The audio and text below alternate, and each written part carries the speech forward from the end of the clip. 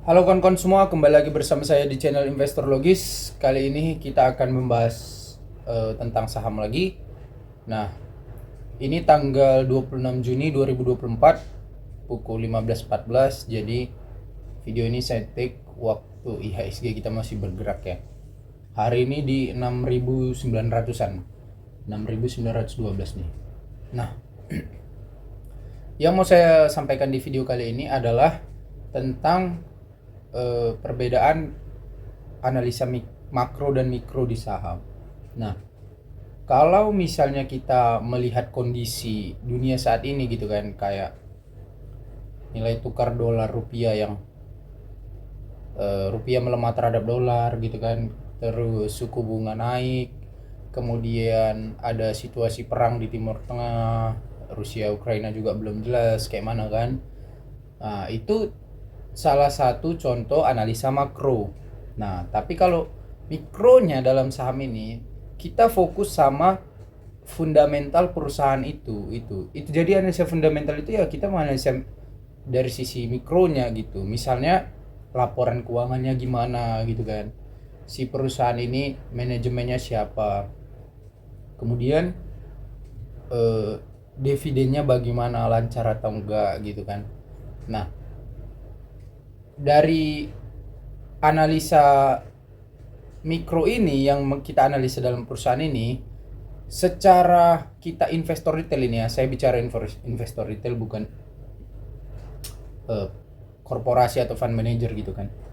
Kita kan investor retail ini akses informasi itu terbatas gitu kan. Misalnya kita mau menganalisa seorang manajemen perusahaan A misalnya gitu kan, gimana sih dirut sama komutnya itu, direktur keuangannya gimana gitu kan, direktur manajemen penjualannya gimana gitu kan.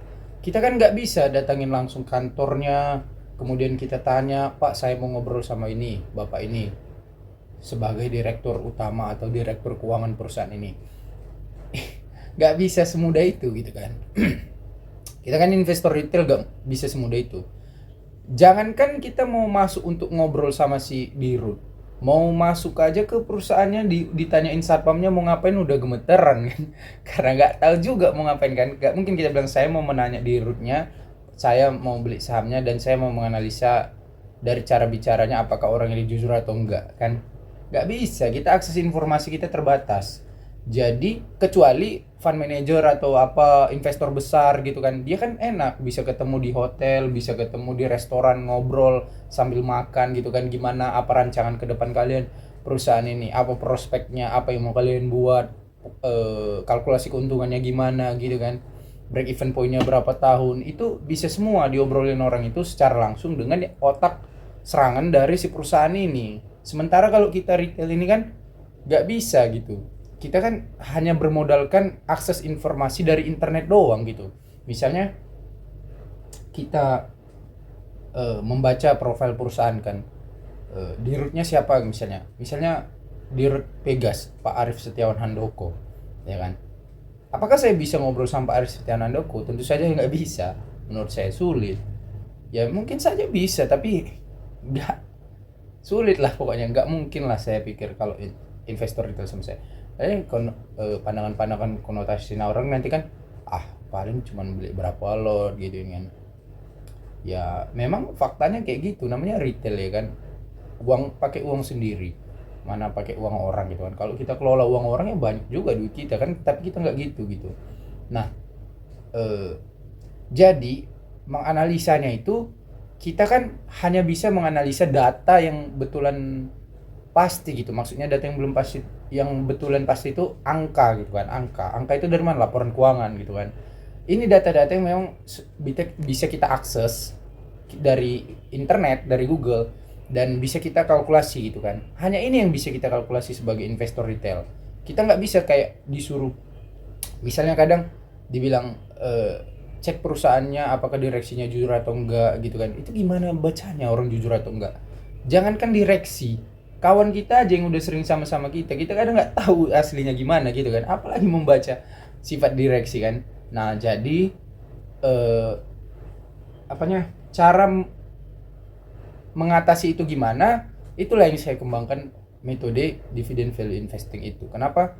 Karena kalau kita misalnya nge-tracknya dari hasil yang udah nyata gitu kan, karya nyata gitu, ibaratkan mau kayak kemarin pilpres, pilkada, kan orang banyak bilang analisa karya nyatanya itu betul. Jadi lihat aja apa yang udah dibuatnya betul-betulan gitu. Misalnya apa? Misalnya kita mau menganalisa saham eh, Astra misalnya kan, kita mau beli Astra nih misalnya. Ya udah, faktanya Astra itu bagi dividen rutin dalam setahun itu 2 kali gitu kan, 2 kali. Kemudian apa 2 kali lagi coba? Ada Adaru gitu kan, Adaru Energi.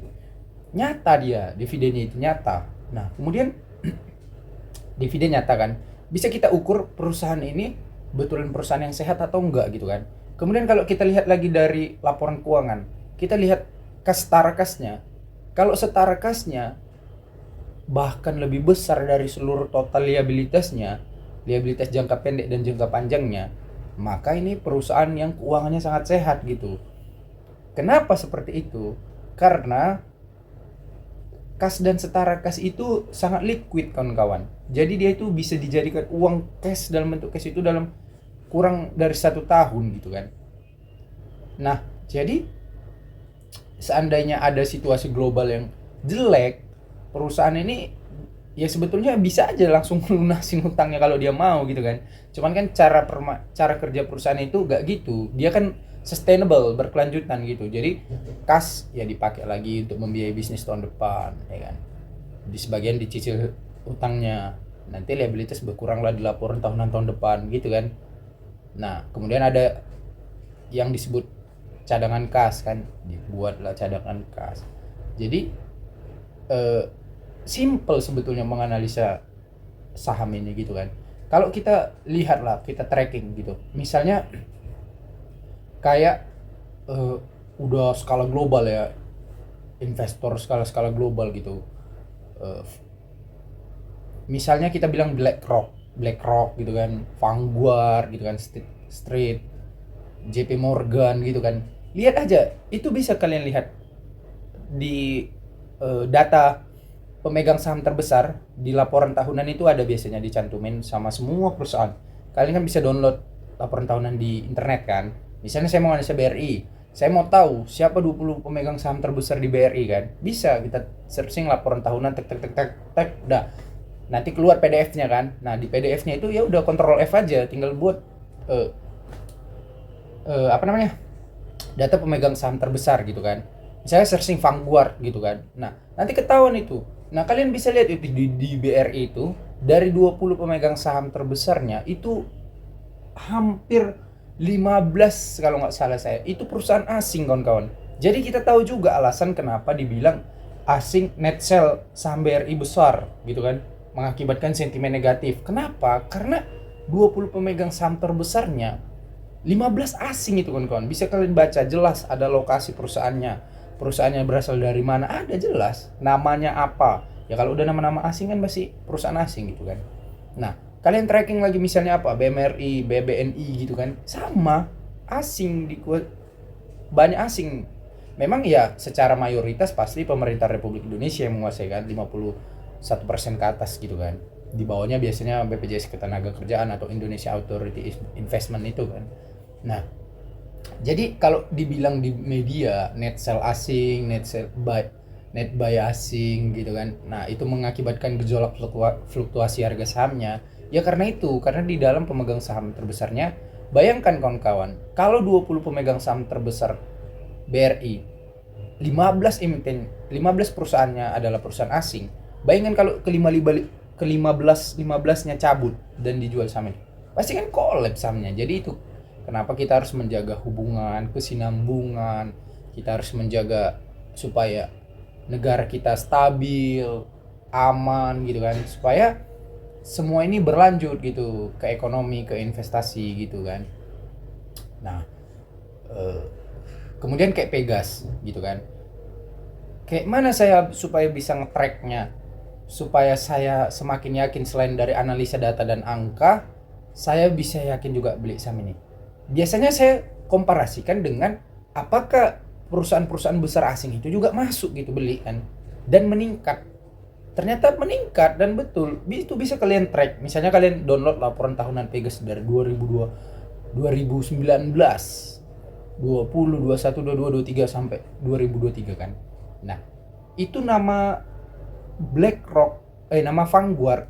Vanguard itu company profile yang finance company yang besar banget lah gitu kan di dunia ini.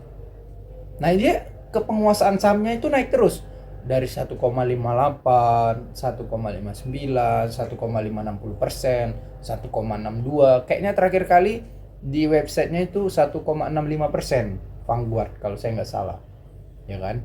Kemudian ada juga BlackRock di situ. Nah, ini kan pemain-pemain besar ini yang bukan beli saham juga asal-asalan, pasti analis orang itu udah lebih jago lah dari kita-kita gitu kan. Nah, ini kan bisa kita jadikan bahan petunjuk juga. Oh, dia aja nambah kepemilikan sahamnya di perusahaan itu kan. Berarti kan ada sesuatu yang bisa dia lihat. Ada akses informasi yang bisa dia dapatkan duluan daripada retail gitu kan. Ya udah, jadi berarti kan indikasinya positif gitu. Nah, itulah kenapa kita beli gitu kan. Jeng kita beli. Nah, ternyata pergerakannya per hari juga saya baca dari berita kayak CNN, CNBC kan, ternyata memang buy asing itu tetap beli juga gitu kan. Pegas, TPIA gitu kan. Aman Mineral gitu kan. Itu kan bisa kita track gitu. Jadi sebagai investor retail, kita juga harus sadar diri bahwasanya yang bisa kita track itu hanya data yang bisa kita akses dari internet. Karena sulit gitu, kecuali kalau kalian ya punya saudara yang kerja di dalam atau orang dalam atau gimana gitu kan. Tapi sebetulnya gitu menurut undang-undang, kalau setahu saya ya itu termasuk insider trading juga gitu. Tapi nggak tahu lah kalau di Indonesia gimana ya kan. Nah, oke kawan-kawan, itu saja yang bisa saya sampaikan. Kalau kawan-kawan punya pandangan lain silahkan tulis di kolom komentar. Oke, terima kasih, sampai jumpa di video berikutnya. Thank you. Halo kawan-kawan semua, khusus untuk kamu yang masih pemula dan dari nol sekali, saya sudah menyiapkan ebook untuk belajar langkah-langkah investasi saham dari nol lewat ebook ini. Ebook ini akan membantu dan menuntun kamu sampai kamu sah layak disebut menjadi investor saham. Untuk kamu yang sudah paham dasar-dasar investasi saham, saya menyiapkan ebook ini khusus untuk mendalami metode investasi saham yang saya gunakan, yakni Dividend Value Investor. Untuk kamu yang ingin tahu caranya, saya menjual ebook ini khusus untuk kamu ya.